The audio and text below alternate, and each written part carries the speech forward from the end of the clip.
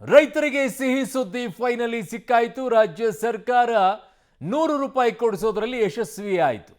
100 ರೂಪಾಯಿ ಕೊಡಿಸಿದಂತಹ ಸಾಧನೆ ಈಗ ರಾಜ್ಯ ಸರ್ಕಾರಕ್ಕಿದೆ.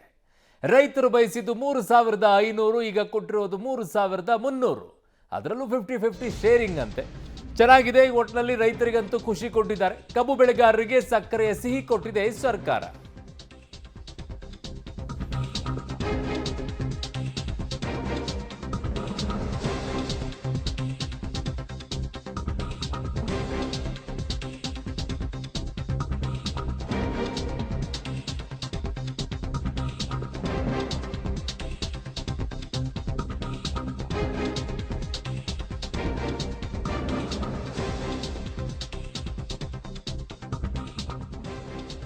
ಕಬ್ಬು ಬೆಳೆಗಾರರಿಗೆ ಈಗ ಸಕ್ಕರೆಯ ಸಿಹಿಯನ್ನ ಕೊಟ್ಟಿರೋದು. ಸಕ್ಕರೆ ಅಂದಮೇಲೆ ಸಿಹಿನೇ ಅದು. 9 ದಿನ ಈಗ ಕಬ್ಬು ಬೆಳೆಗಾರರ ಹೋರಾಟ ಏನಿತ್ತು, ಕೊನೆಗೂ ಕೂಡ ಜಯ ಸಿಕ್ಕಿದೆ. ಪ್ರತಿ ಟನ್ ಕಬ್ಬಿಗೆ 3300 ರೂಪಾಯಿ ನಿಗದಿಯನ್ನ ಸರ್ಕಾರ ಮಾಡಿದೆ.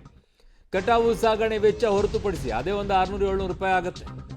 ಅದನ್ನು ಹೊರತುಪಡಿಸಿ 3300 ಅಂತಿದ್ದಾರೆ. ಸೊ ಹಾಗಾಗಿ ಕಬ್ಬು ಬೆಳೆಗಾರರಿಗೆ ಭಯಂಕರ ಖುಷಿಯಾಗಿ ಹೋಗಿದೆ. ಕಾರ್ಖಾನೆ ಮಾಲೀಕರು ಒಂದು 50 ರೂಪಾಯಿ ಕೊಡ್ತಾರಂತೆ, ಸರ್ಕಾರ ಒಂದು 50 ರೂಪಾಯಿ ಕೊಡುತ್ತಂತೆ. ಆ ಮೂಲಕವಾಗಿ ಈ ಹಿಂದೆ ನಿಗದಿಯಾದಂಥ 3200ಕ್ಕಿಂತ 3300 ಈಗ.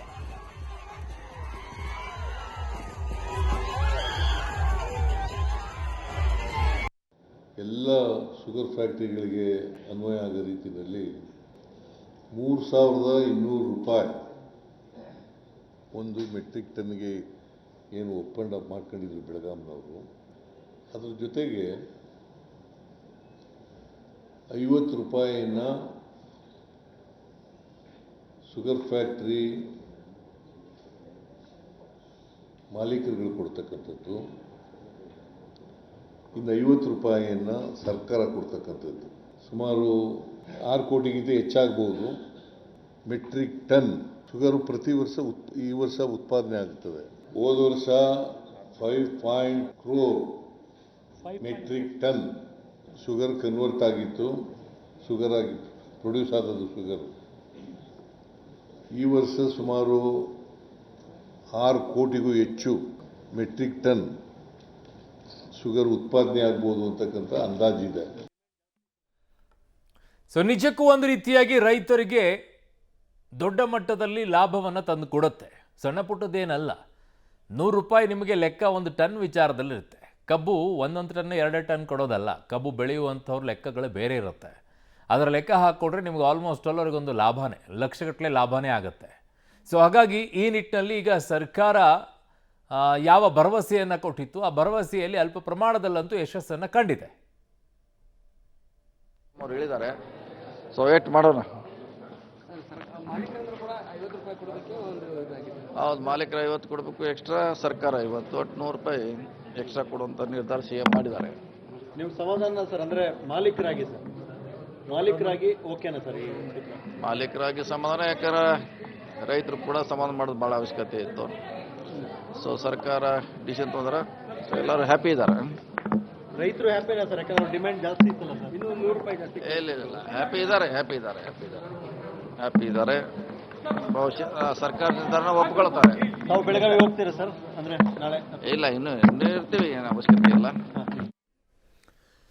ಸೊ ಅನೇಕರು ಮಂತ್ರಿಗಳು 3-4 ಜನ ಇದ್ದಾರೆ. ಅವರು ಕಾರ್ಖಾನೆಗಳನ್ನು ಹೊಂದಿರುವಂಥವ್ರೆ. ಅದರಲ್ಲಿ ಸತೀಶ್ ಜಾರಕಿಹೊಳಿ ಕೂಡ ಒಬ್ಬರು. ಸೊ ಹಾಗಾಗಿ ಅವ್ರಿಗೂ ಒಂದು ರೀತಿಯಾಗಿ ಈಗ 50 ರೂಪಾಯಿ ಅಂದರೆ ಕೇಳಕ್ಕೆ 50 ರೂಪಾಯಿ ಅಂತ ಅನಿಸುತ್ತೆ ನಿಮಗೆ, ಬಟ್ ಅದು ದೊಡ್ಡ ಪ್ರಮಾಣದಲ್ಲಿ ಆಗುತ್ತೆ. ಹೇಗೆ ಕಾರ್ಖಾನೆಗಳದು 50 ರೂಪಾಯಿ ನೀಗಿಸೋದು, ಒಂದಿಬ್ಬರಲ್ಲ ಅಲ್ಲಿ ಹೋಗೋದು. ಆ ನಂಬರ್ ದೊಡ್ಡದಾಗಿರುತ್ತೆ. ಕೇಳಕ್ಕೆ ಮಾತ್ರ 50 ರೂಪಾಯಿ ಸರ್ಕಾರ, 50 ರೂಪಾಯಿ ಕಾರ್ಖಾನೆಯ ಮಾಲೀಕರು ಅಂತ ಹೇಳ್ತಾರೆ. ಬಟ್ ಹಂಗಾಗಲ್ಲ. ಅದು ಹ್ಯೂಜ್ ಪ್ರಮಾಣದಲ್ಲಿ ಹೋಗುತ್ತೆ. ಒಂದೊಂದು ಕಾರ್ಖಾನೆಗಳಲ್ಲಿ ಎಷ್ಟೆಷ್ಟು ಇರುತ್ತೆ ಅಂತ ಲೆಕ್ಕ ಹಾಕ್ಕೊಳ್ಳಿ. ಫಾರ್ ಎಕ್ಸಾಂಪಲ್ ನಿಮ್ಗೆ ಹೇಳ್ತೀನಿ, 100,000 ಟನ್ ಅಂತ ಲೆಕ್ಕ ಇಟ್ಕೊಳ್ಳಿ. ಅವಾಗ ಎಷ್ಟಾಗ್ಬೋದು, ಎಷ್ಟು ಬರ್ಡನ್ ಆಗುತ್ತೆ.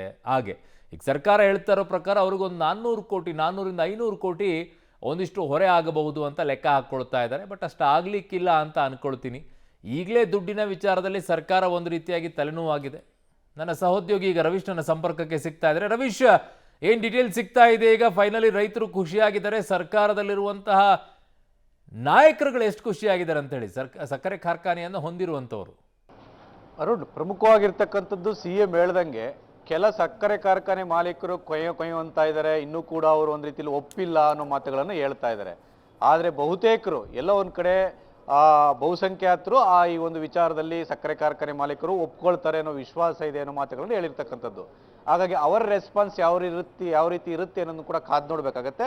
ರಾಜ್ಯ ಸರ್ಕಾರ ಇವತ್ತು ರಾತ್ರಿ ಅಥವಾ ನಾಳೆ ಬೆಳಗ್ಗೆ ಒಳಗಡೆ ಅಧಿಕೃತವಾಗಿ ಈ ಒಂದು ಸಭೆಯಲ್ಲಿ ಚರ್ಚೆ ಆಗಿರ್ತಕ್ಕಂಥದ್ದ ದರದ ಬಗ್ಗೆ ಒಂದು ಆದೇಶವನ್ನು ಅಧಿಕೃತವಾಗಿ ಹೊರಡಿಸುತ್ತೆ.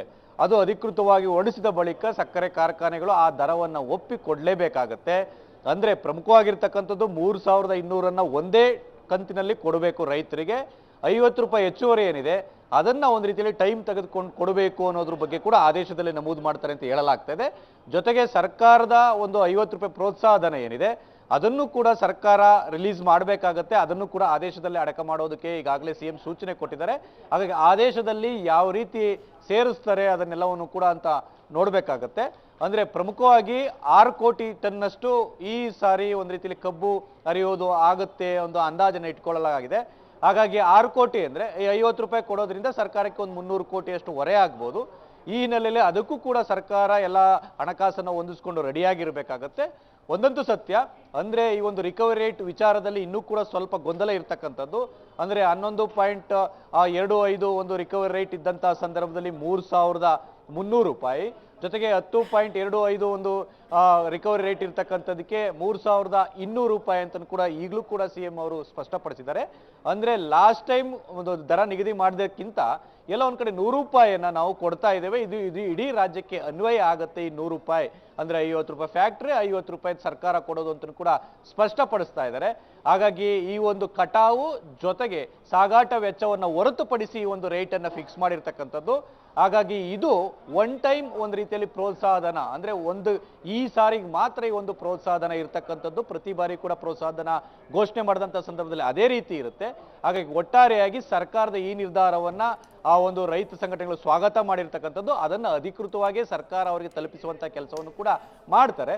ಆದರೆ ಸಕ್ಕರೆ ಕಾರ್ಖಾನೆಯ ಕೆಲ ಮಾಲೀಕರ ಒಂದು ಅಸಮಾಧಾನ ಇದೆ, ಅದಕ್ಕೆ ಸರ್ಕಾರ ಯಾವ ರೀತಿ ಮದ್ದನ್ನು ಅರಿಯುತ್ತೆ ಅನ್ನೋದು ಕೂಡ ಕಾದು ನೋಡಬೇಕು. ಅರುಣ್. ಓಕೆ ರವಿ, ಇಷ್ಟು ಮೇಲೆ ಮಾಹಿತಿಗೆ ಧನ್ಯವಾದಗಳು.